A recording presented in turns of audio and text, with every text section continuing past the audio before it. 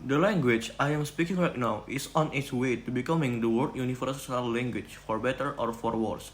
Let's face it, it's the language of the internet, it is the language of finance, it is the language of air traffic control, of popular music, diplomacy, English is everywhere.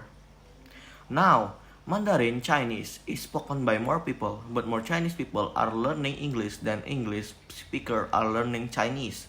Last I heard, there are 2 dozen universities in China right now teaching all in English. English is taking over. And in addition to that, it is being predicted that at the end of the century, almost all of the language that exists now, there are about 6,000, will no longer be spoken.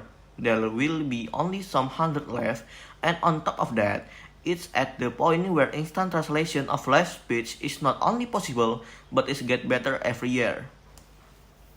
The reason I'm reciting those things to you is because I can tell that we are getting to the point where a question is going to start being asked, which is why should we learn foreign language? Other than if English happen to be foreign to one, why bother to learn another one when it's getting to the point where almost everybody in the world will be able to communication in one? I think there are a lot of reasons, but I first want to address the one you're probably most likely to have heard of, because actually it is more dangerous than you might think, and that is the idea that a language channel your thoughts, that the vocabulary and the grammar of a different language will give everybody a different kind of acid trip. So to speak, that is a marvelously inciting idea, but it's a kind of fraud. So it's not that it's untrue completely. So for example, in French and Spanish, the word for table is for some reason marked as feminine. So la table, la mesa, you just have to deal with it. It has to sound that if you are a speaker of one of those language and you are happen to be asked how you would imagine a table talking, then much more often that could possibly be an accident.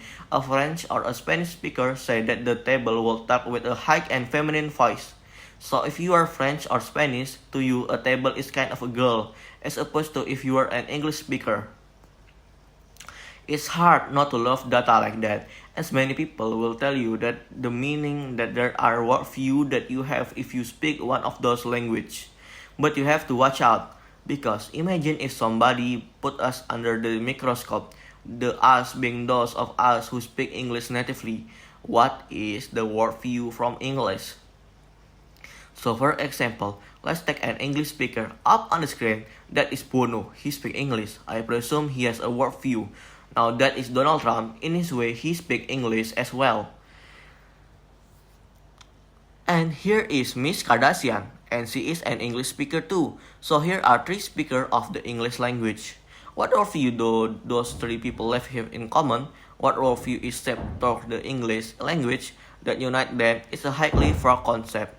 And so gradual consciousness is becoming that language can shape thought, but instead to be in rather darling obscure psychological factor. It's not a matter of giving you a different pair of glasses on the world. Now, if that's the case, then why learn language? If it is going to change the way you think, what will the other reason be? There are some. One of them is that if you want to imbibe a culture, if you want to drink it in, if you want to become a part of it, then whether or not the language channel the culture, and that seems doubtful. If you want to imbibe the culture, you have to control some degree the language that the culture happen to be conduct. There are no other way.